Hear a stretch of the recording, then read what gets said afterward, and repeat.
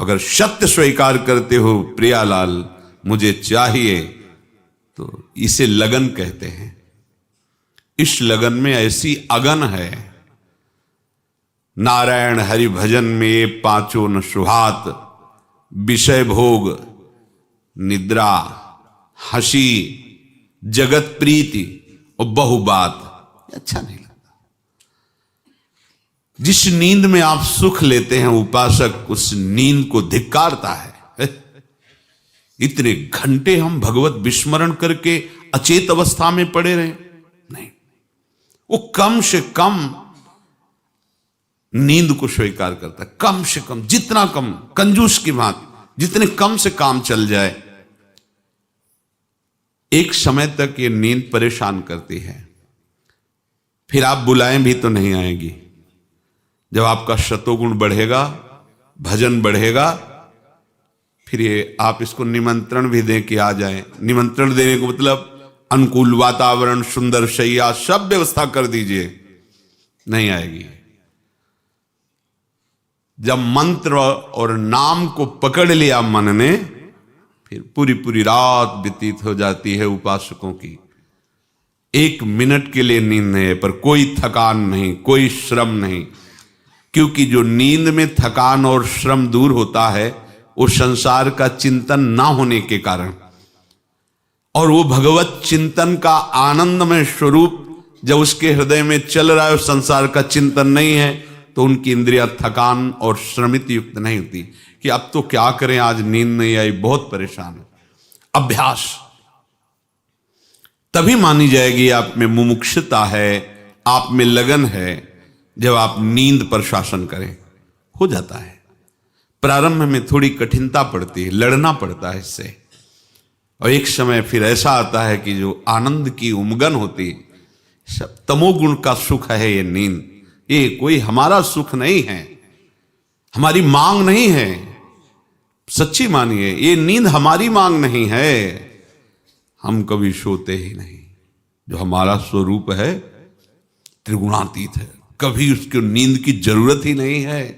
आप समझ नहीं पा रहे, शरीर को मैं मान करके आप इसका बहुत आदर करते हैं कि भगवत नाम चिंतन, भगवत गुण कीर्तन, श्रवण कथन में भी आप इस तमोगुणी वृत्ति को आदर दे देते। नहीं, इससे लड़ना होगा। विषय भोग, विषयों के बिना यह शरीर नहीं चल सकता, क्योंकि इसकी रचना ऐसी हुई है। तो वो विषय जो भगवत भजन में सहायक हैं, उपासक जो भगवत लगन को प्राप्त हुआ है वो उसी को स्वीकार करता है। प्रतिकूलस्य वर्जनम, जो भगवत विमुख कर दे ऐसे विषय का चिंतन, विषय का सेवन, विषय का संग्रह वो कदापि नहीं करता, करता ही नहीं है, क्योंकि अंदर उसके लगन लगी, मुझे इस जन्म में भगवत प्राप्ति करनी। स्वाभाविक उसके सामने सब विषय सहज में उपस्थित हैं, पर उसे सुहाता ही नहीं।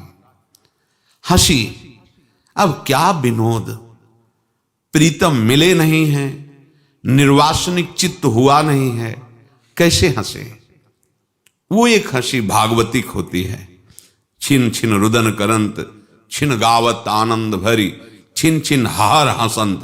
खूब ठहाका मार के हंस रहा है, पर वो आनंद सिंधु प्रभु में है। उपासक को सांसारिक विनोद भरी बातें सुनकर हंसने का शौक नहीं होता। चलो अब ये प्रोग्राम देखते हैं जिससे हंसी आ जाए, जिससे हंसना स्वास्थ्य के लिए लाभदायक है। उपासक की वृत्ति नहीं, ये तो जगत में ऐसा होगा, लेकिन भगत में ऐसा नहीं होता। उदासीन अति रही गुसाई, अंदर एक उदासीपन छा जाता है। जब तक प्रीतम मिले नहीं तब तक वो उदासी हृदय में और बाहर भी अनुभव में आनी चाहिए। बहुत बड़ी से बड़ी सुख सामग्री प्राप्त होने पर कोई हर्ष नहीं है, बड़ी से बड़ी सुख सामग्री नष्ट होने पर कोई शोक नहीं है। इसे उदासीनता कहते हैं। न हर्ष है न शोक है, न मित्र है न शत्रु है, वो उदासी रहता है। ये उदासीनता भगवान की कृपा से आती है। इसमें फिर किसी विषय संयोग की इच्छा ही नहीं रह जाती। जगत प्रीति, संसार में व्यवहार बढ़ाना, ये जगत में होता है, भगत में नहीं होता। भगत तो समस्त संबंधों को मिटाने के लिए तत्पर रहता है। कोई हमें अपना कहने वाला ना हो और मेरा मन किसी को अपना ना कहे।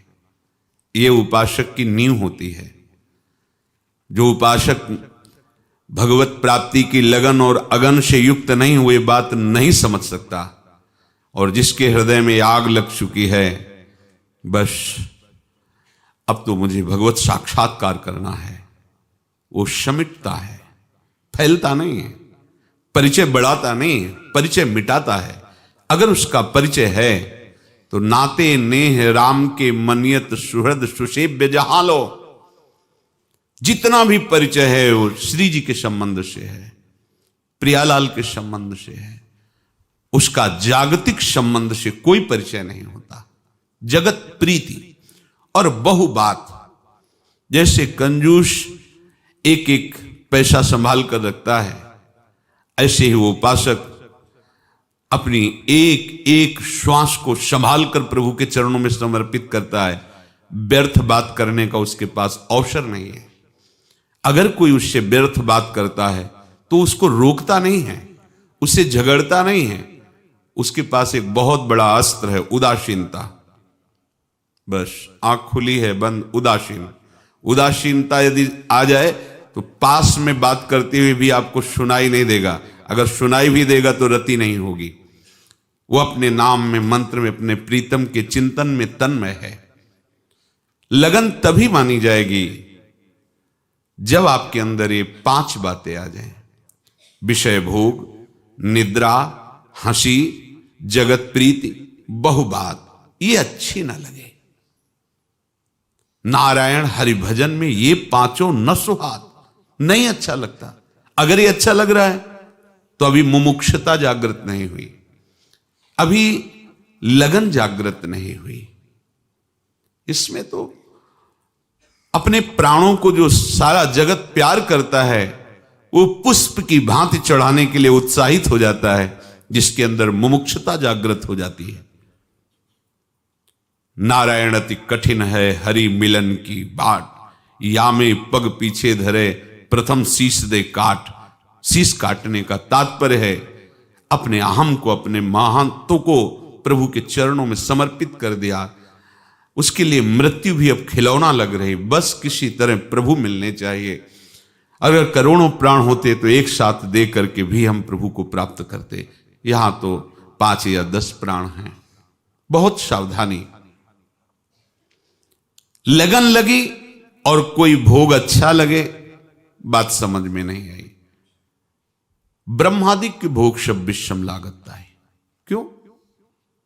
क्योंकि विरह कमंडल कर लिए बैरागी 2 नयन, मांगत दर्श मधु करी, छके रहत दिन रहन। विराग्नि हृदय में जली है, कैसे प्रभु मिले। नेत्र विरही हो गए हैं, अब कहीं लगते नहीं, कुछ अच्छा नहीं लगता। बस अगर मांगता रहता है तो यही मांगता रहता है, हे प्रीतम आपका सानिध्य, आपका अनुभव, आपकी सेवा मुझे प्राप्त हो। इसे कहते हैं मुमुक्षुता, इसे कहते हैं लालसा, लगन।